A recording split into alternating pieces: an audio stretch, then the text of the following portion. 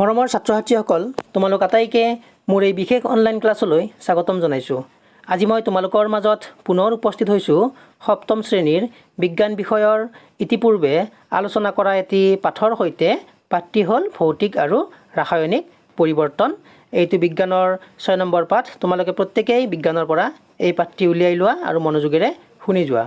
মৰমৰ ছাত্ৰ-ছাত্ৰীসকল, আমি যোৱা ক্লাছত এই পাঠৰ অন্তৰ্গত ভৌতিক পৰিৱৰ্তন সম্পৰ্কে আমি আলোচনা কৰিছিলোঁ বা ভৌতিক পৰিৱৰ্তননো কি এই সম্পৰ্কে বিস্তৃতভাৱে আলোচনা কৰিছিলোঁ।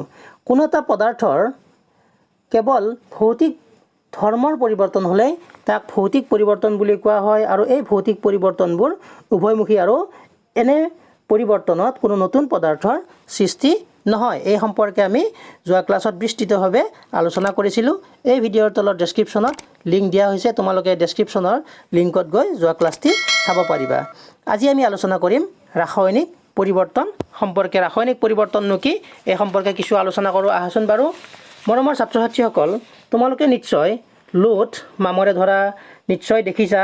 যদি এটুকুৰা লো কিছুদিনৰ বাবে মুকলিকৈ ৰখা হয়, তেন্তে ইয়াত মুগা বৰণৰ পদাৰ্থৰ এটা তৰপ পৰে আৰু এই পদাৰ্থৰ মামৰ বুলি কোৱা হয় আৰু এই যিটো পদ্ধতি, এই পদ্ধতিটো কোৱা হয় মামৰে ধৰা বুলি। অৱশ্যে এটা কথা যে মামৰ লো নহয়, ই লোত সৃষ্টি হোৱা এটা বেলেগ পদাৰ্থহে। লগতে এই পৰিৱৰ্তনৰ লগতে আমি আৰু বিভিন্ন ধৰণৰ পৰিৱৰ্তন হোৱা আমাৰ চৌপাশে দেখিবলৈ পাওঁ। যেনে ধৰা মেগনেছিয়াম ফিটাৰ যিটো দহন, এই এটা ৰাসায়নিক পৰিৱৰ্তন, বা কয়লা, কাঠ বা গছৰ পাতৰ যি দহন, এই দহনো এটা ৰাসায়নিক পৰিৱৰ্তন। দৰাচলতে যিকোনো বস্তুৰ দহন হ'ল এক ৰাসায়নিক পৰিৱৰ্তন। গতিকে আমি গম পালোঁ যে ৰাসায়নিক পৰিৱৰ্তন হ'ব লাগিলে এটা বা অধিক নতুন পদাৰ্থৰ উৎপন্ন হোৱা পৰিৱৰ্তনেই হ'ল ৰাসায়নিক পৰিৱৰ্তন, বা ইয়াকে ৰাসায়নিক পৰিৱৰ্তন বোলে। ৰাসায়নিক পৰিৱৰ্তন এটাক ৰাসায়নিক বিক্ৰিয়া বুলিও কোৱা হয়।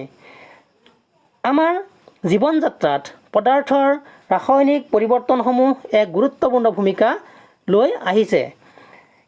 এই ৰাসায়নিক পৰিৱৰ্তনৰ ফলতেই সকলো নতুন নতুন বস্তুৰ উৎপন্ন হয়। উদাহৰণস্বৰূপে আকৰ এটাৰ পৰা ধাতু এটা নিষ্কাশন কৰোঁতে, যেনে ধৰা লোৰ আকৰৰ পৰা লো নিষ্কাশন কৰোঁতে ৰাসায়নিক বিক্ৰিয়া বা পৰিৱৰ্তন এক সুশৃংখল সমাপ্ত কৰিব লাগিব।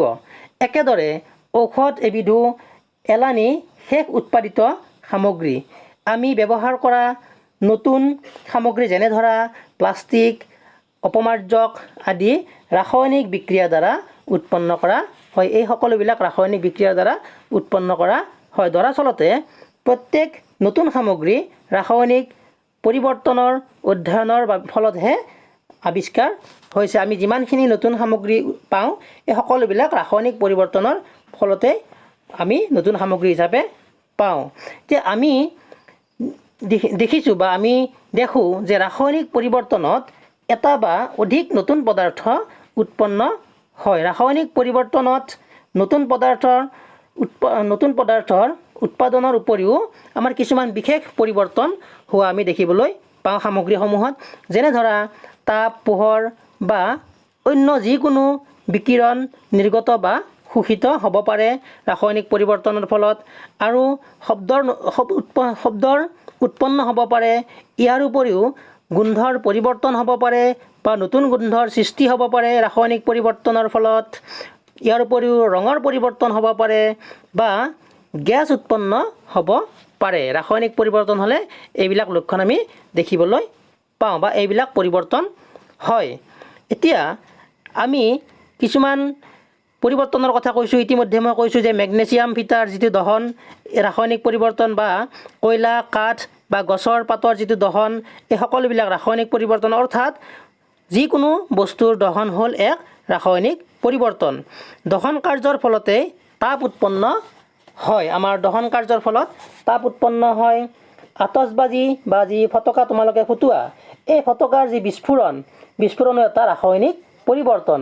কাৰণ তোমালোকে জানা যে এনে বিস্ফোৰণে তাপ, পোহৰ, শব্দ আৰু বায়ুমণ্ডল প্ৰদূষিত বা দূষিত হোৱা অস্বাস্থ্যকৰ গেছ উৎপন্ন কৰে আৰু সেইকাৰণে ফটকা ফুটোৱাটো ভাল কথা নহয়। বা তোমালোকে নিশ্চয় দেৱালী বা বিভিন্ন ধৰণৰ উৎসৱ পাৰ্বণত ফটকা ফুটোৱা তোমালোকে। আচলতে ফটকাৰ পৰা আমাৰ কি নিৰ্গত হয়? ফটকাৰ পৰা তাপ, পোহৰ, শব্দ আৰু বায়ুমণ্ডল দূষিত হোৱা বিভিন্ন ধৰণৰ গেছ নিৰ্গত হয়, যিবিলাক নেকি আমাৰ দেহৰ কাৰণে, আমাৰ পৰিৱেশৰ কাৰণে ক্ষতিকাৰক। এতিয়া আমাৰ যি বায়ুমণ্ডল দূষিত হোৱা যি গেছ, এই গেছে আমাৰ বিভিন্ন ধৰণৰ দেহৰ ৰোগ কৰিব পাৰে বা বেমাৰৰ সৃষ্টি কৰিব পাৰে। বা শব্দৰ পৰা ওলোৱা যি প্ৰচণ্ড শব্দ, এই শব্দই আমাৰ শব্দ প্ৰদূষণৰ সৃষ্টি কৰি আমাৰ শ্ৰৱণ শক্তিৰ চিৰদিনলৈ নাইকিয়া কৰিব পাৰে বা কাণেৰে আমি নুশুনা হৈ যাব পাৰোঁ। গতিকে এনেকুৱা কাম বা ফটকা ফুটোৱাৰ পৰা তোমালোকে বিৰত থকাটোৱে উচিত। ইয়াৰ উপৰিও খাদ্য নষ্ট হ'লে বেয়া গোন্ধ ওলাই, তোমালোকে নিশ্চয় জানা। এই পৰিৱৰ্তনটোকো আমি ৰাসায়নিক পৰিৱৰ্তন বুলি ক'ব পাৰোঁ। ইয়াৰ উপৰিও যেতিয়া আমি আপেল, আলু বা বেঙেনা বা অন্য কিছুমান ফল মূল কাটি কিছু সময় আমি থৈ দিম, এই থৈ দিয়াৰ পিছত এই কাটা ফলখিনিৰ ওপৰত এটা মুগা বৰণৰ এটা চামনি পৰে বা মুগা বৰণৰ এটা তৰপ পৰা আমি দেখিবলৈ পাওঁ। অৰ্থাৎ তাৰ ৰঙৰ কিছু পৰিৱৰ্তন হয়, ই মুগা বৰণৰ হৈ যায়। আৰু এইবাবে বা এইবোৰ ক্ষেত্ৰত নতুন পদাৰ্থৰ উৎপন্ন হোৱাৰ কাৰণে ৰঙৰ পৰিৱৰ্তন হয়, আৰু এই পৰিৱৰ্তনবোৰক ৰাসায়নিক পৰিৱৰ্তন বুলি কোৱা হয়। অৰ্থাৎ এই যিবিলাক পৰিৱৰ্তন, এই সকলোবিলাক পৰিৱৰ্তনকে ৰাসায়নিক পৰিৱৰ্তন বুলি কোৱা হয়। অৰ্থাৎ ৰাসায়নিক পৰিৱৰ্তনত এটা নতুন পদাৰ্থৰ সৃষ্টি হয় বা ৰাসায়নিক পদাৰ্থৰ উৎপন্ন হয়। অৰ্থাৎ এটা বা অধিক নতুন পদাৰ্থৰ উৎপন্ন হোৱা যি পৰিৱৰ্তন, এই পৰিৱৰ্তনকে ৰাসায়নিক পৰিৱৰ্তন বুলি কোৱা হয়।